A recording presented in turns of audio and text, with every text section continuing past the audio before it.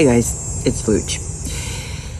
I watched, finally, Roadrunner, the story of Anthony Bourdain documentary, and I think most people who are familiar with him know the roguish image he had as don't be a tourist, be a traveler, and the successes that came to him pretty early on from just writing Kitchen Confidential when he was still a chef.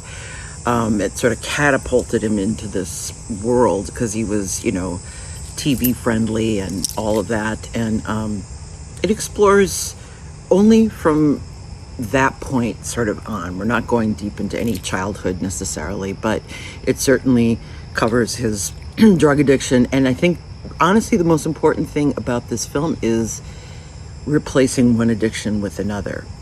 Nothing feels better than going home. And nothing feels better than leaving home.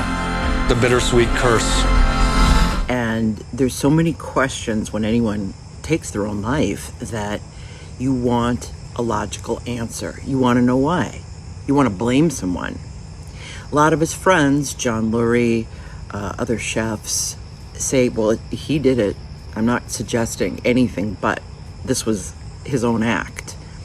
However, there's definitely speculation about the end of his life and the last relationship he had with the actress Asia Argento, who was a huge part of the Me Too movement against Harvey Weinstein. And Anthony Bourdain, who'd never been terribly political, did pick up that, and that shouldn't be a political thing, but he did pick up the Me Too cause strongly. In fact, the last television appearances he ever really did, like on talk shows, were about that.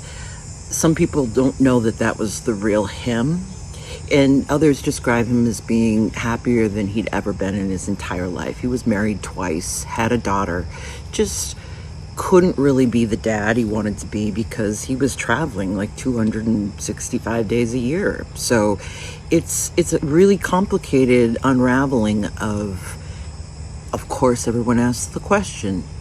Seemingly you have everything you want in life. You've literally carved out the most perfect, enviable career. Why would you make that choice?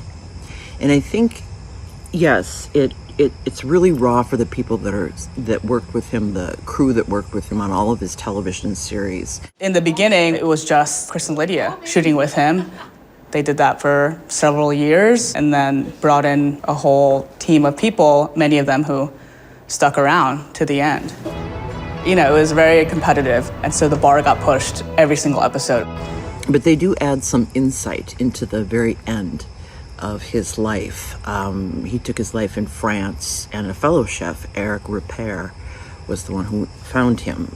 But a lot of the people in the documentary say, this is the last one and only time I'm ever going to speak about him or his life, so get it right. And the director also made Won't You Be My Neighbor and 20 Feet from Stardom, so he's made some interesting documentaries. He consciously chose not to interview Asia Argento, the woman that he had last been with. And there's just a lot of gross speculation around that. Of course, she feels completely accused of, are you blaming me? And it's more about a guy who perhaps was more introverted than he thought, thrust into this lifestyle where he couldn't walk anywhere.